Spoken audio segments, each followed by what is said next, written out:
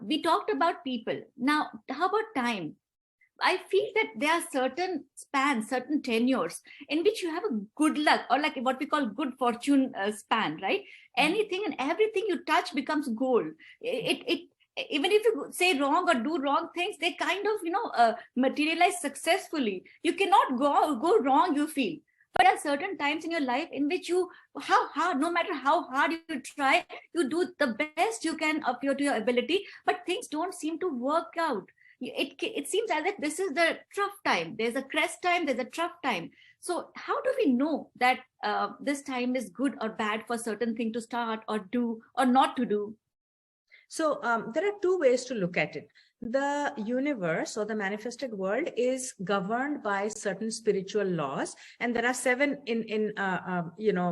seven main laws called the seven hermetic principles. One of them is called the law of rhythm.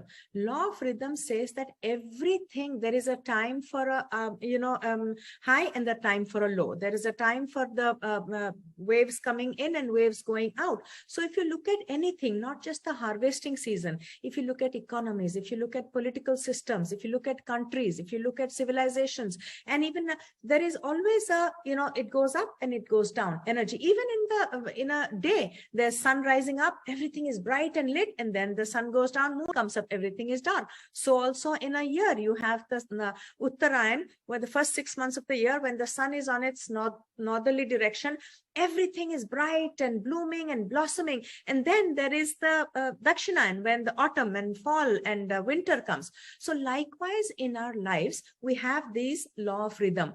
Constantly everything is born, it grows, it stabilizes, it decays, it dies, and it grows again. So it happens with our mind also. When we are not aware of our mind or our thinking and feeling, it feels like it's happening. We don't realize that we can actually control this. It requires practice of awareness, which meditation and mindfulness brings.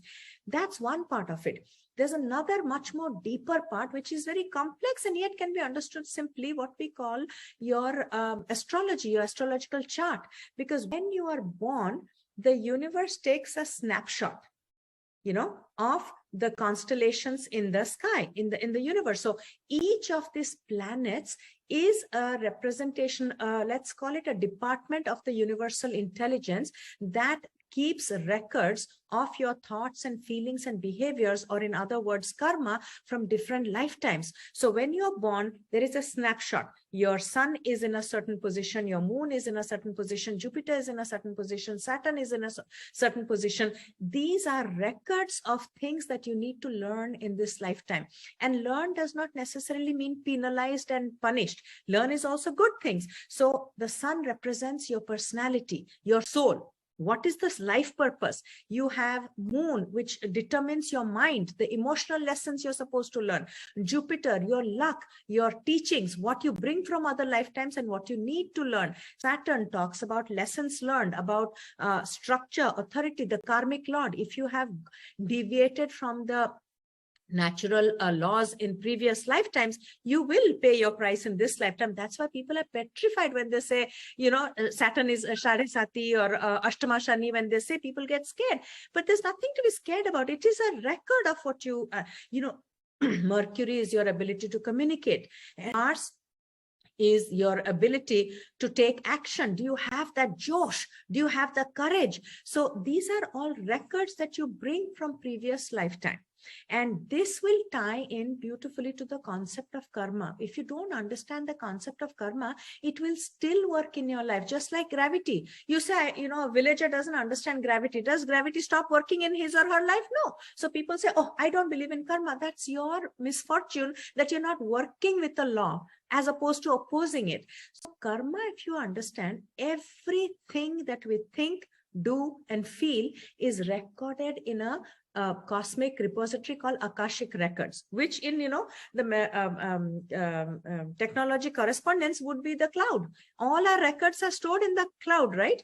And Beautiful, lovely analogy. and when the phone or a laptop dies, does the message go away? No. If you have the password, you can now download it. Similarly, just because our body perishes or a mind dies in a certain lifetime, those records don't go away anywhere. They are saved in something called an Akashic record, and it's called Sanchita Karma, meaning accumulated record of all your lifetimes. And it's so huge because we have millions of life, not just 1, 2, 10, 100.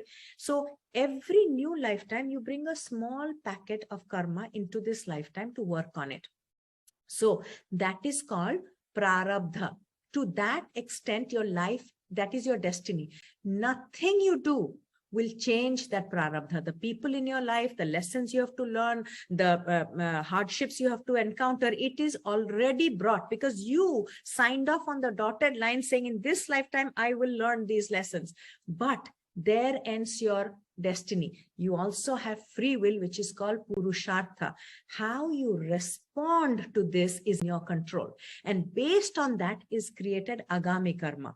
So then there is, when people ask me, is it destiny or free will? Well, it's both. Whatever you're doing, the minute you've done it, it becomes destiny. But how you respond to it will determine how you create further karma. So in this lifetime, when you said sometimes when you're, when you come upon your good planets are in position, it's like you having your best teachers, your friends, whenever you have them in your house or in your company, life becomes easy, right? So if the constellation is such that your Jupiter is in the right place, your Saturn is in the right place, your Venus is in the right place, you enjoy life. Venus is about the luxuries of life. Mars is you become courageous if it's in the right place. But if it's in the wrong placement, that is just an indication that in this area you need to learn. So it feels challenging. It feels that it's very difficult, but you are never given a challenge without also being given the ability to overcome it. So you will never be given more than what you can handle, but also you will not be given less than you can handle, because otherwise how will you grow? If everything is mollycoddling and sugar coating. So like a good parent, tough love is part of love. And only a parent can give tough love. Nobody else will bother. Likewise, the universe wants you to, because this limited body, we want to evolve and realize we are that. When we say in Vedanta, they tell us, who are we? Koham. Who am I? The answer is Soham. You are that, what you're looking for. So how will you know that? How will you know that? Until you're pushed against the wall. And look, think about it, Archana, finest things in life. Take the example, let's start with diamond. How is a diamond goes from a charcoal to a diamond? Time, pressure, and heat. How does clay become fine china? Heat and pressure. So any time we are put in a pressurized environment, there is an opportunity to grow and shine.